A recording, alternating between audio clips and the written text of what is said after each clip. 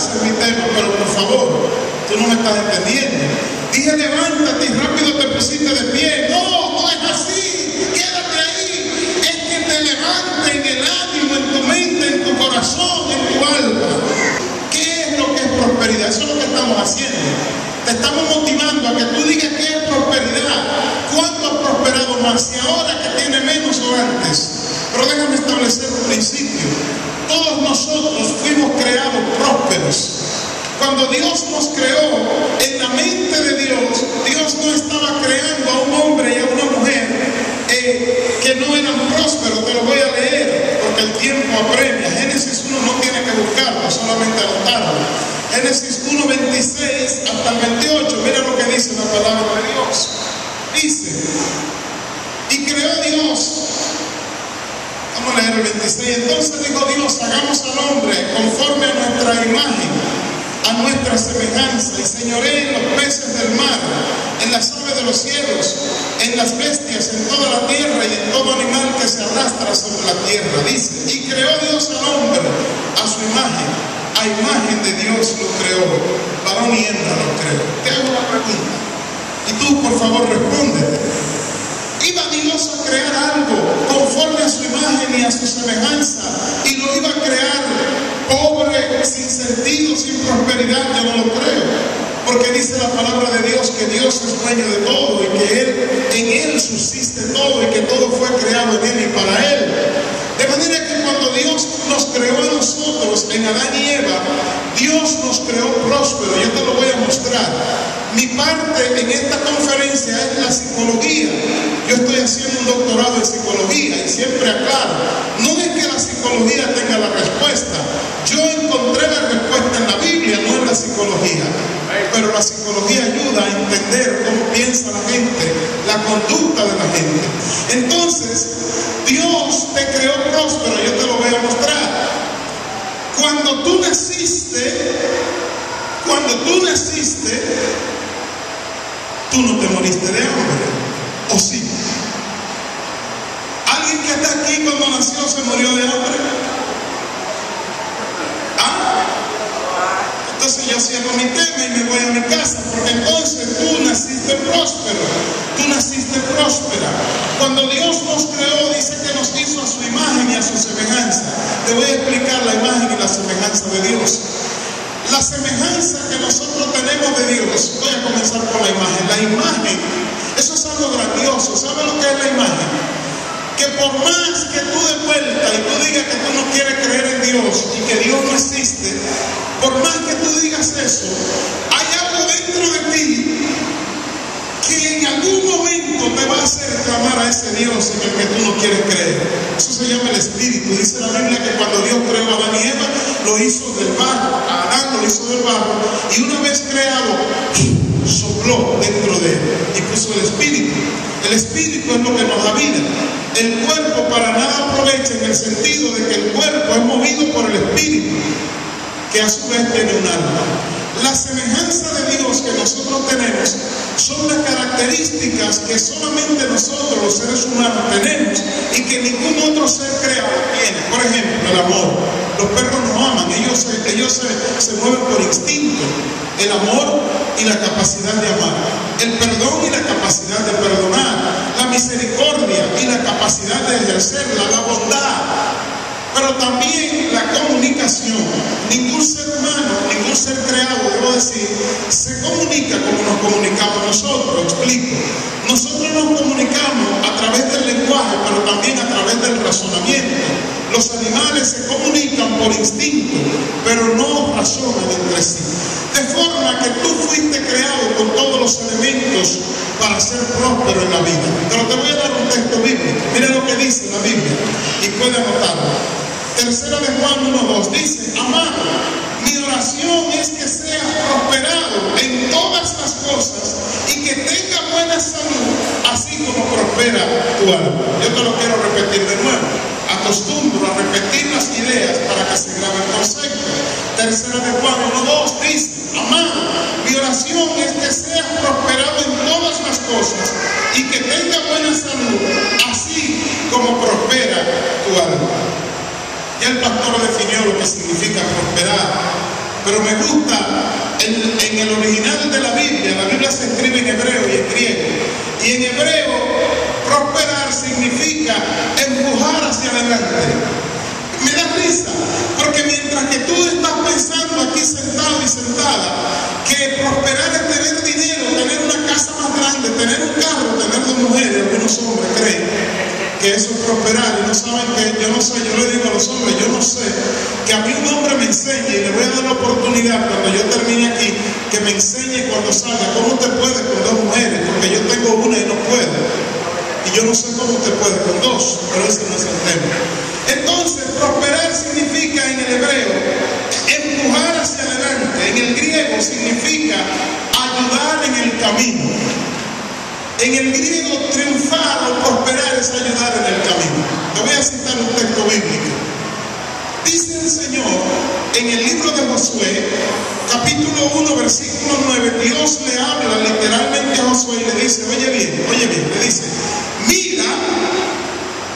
Cuando la palabra mira está en la Biblia, o cuando yo hablo y digo mira, quiere decir deja todo lo que está haciendo y ponme atención. Mira que te mando que te esfuerces y seas valiente, y añade, porque yo estaré contigo donde quiera que tú vayas. La introducción a mi tema consiste, número uno, en que tú naciste próspero y próspera. Cuando tú naciste, tú tenías aire para respirar y sigues teniendo aire para respirar. Cuando tú naciste, Dios te hizo con una boca para comer y sigues teniendo una boca para comer. Pero además, Dios te dio aptitudes para que triunfes en todo lo que tú quieras triunfar en la vida. Cuando Dios le dice a Josué, mira que te mando que te esfuerces y seas valiente, yo te lo quiero traducir en dominicano, porque me gusta hablar más dominicano. Yo vengo de España, óyeme bien. Dios le dice a Josué, mira que te mando que te esfuerces y seas valiente. ¿Sabes cuál es el problema? Porque muchos hoy están en miseria y deberían estar prósperos en todas las áreas de su vida y no prosperan porque no se esfuerzan y no son valientes. Y de eso se trata estas 2 noches que te estamos dando. Te estamos dando un regalo y te voy a explicar por qué. Porque temo que algunos de mis amigos, algunos de mis conocidos podrían perecer en una de estas protestas que se están haciendo. Cuando se sale a protestar a la calle, casi siempre, ¿saben a quién mata? Al más pendejo. Ese mismo, el que no salió a tirar un tiro, el que no salió a quemar una goma, el que no salió a tirar una piedra, a esa infeliz es la que matan. Y yo no quiero que tú seas uno de esos. A mí tú no me vas a ver con una pancarta protestando en contra de la reforma, ni en contra de Leonel, ni en contra de Danilo. Yo te voy a explicar por qué. No porque ninguno de ellos valga la pena, no porque ellos lo estén haciendo bien, no porque la reforma fiscal esté bien, no porque la economía está andando bien. ¿Saben por qué no lo voy a hacer?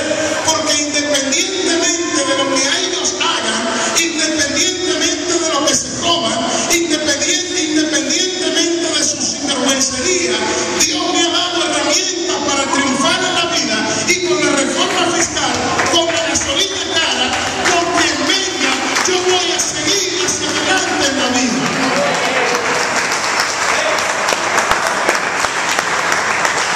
Entonces, ¿qué yo hago? En tiempo de crisis, en vez de salir a protestar, yo lo que hago es usar la crisis para montarme en ella y triunfar, porque Dios me ha dado la sabiduría. Eso es sabiduría de Dios. En el tiempo de la crisis, lo que Dios quiere es que tú te esfuerces y seas valiente. Amén. Yo no te voy a prevenir de que no protestes, porque es un derecho que se ha ganado en democracia, pero yo lo que te voy a decir, cuál es mi temor, y yo voy a profetizarte en esta noche. Yo le dije a un empresario, aquí va a haber una tragedia. Yo le dije, esto que tú ves, este movimiento, va a terminar en una tragedia de magnitud mayor.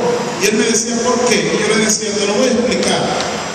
No se trata de gente consciente protestando en contra de la reforma. no se trata de eso. Se trata de gente que lo han perdido todo, incluso la razón de vivir, la motivación de vivir, y que no le importa nada.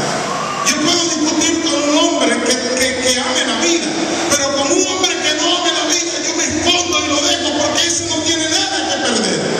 Entonces, en este tiempo, tú y yo que tenemos hijos, que tenemos un futuro hacia adelante, tú que quizás paraste la universidad, tú que quizás paraste el curso técnico, paraste la escuela, déjame decirte, estás aquí a ti que paraste todo eso, tú tienes mucho que perder, y lo que tienes que hacer es volver a tomar lo que dejaste y usar la prosperidad de Dios en tu vida y echar hacia adelante. Yo quiero concluir esta noche porque es una introducción. Mañana yo te voy a mostrar en mi tema cómo prosperar a pesar de la crisis. Se puede. Ahora depende de lo que tú entiendas por prosperidad. Ya el pastor lo dijo. Michael Jackson consiguió muchas cosas y no fue próspero. Necesitaba tomar pastillas para dormir. A mí hay que darme pastillas para despertar, porque yo duermo bien todos los días. Necesitaba dormir con niños porque era un pedófilo. Entonces lo que nosotros necesitamos son las herramientas de cómo hacerlo. Oiga lo que yo estoy diciendo.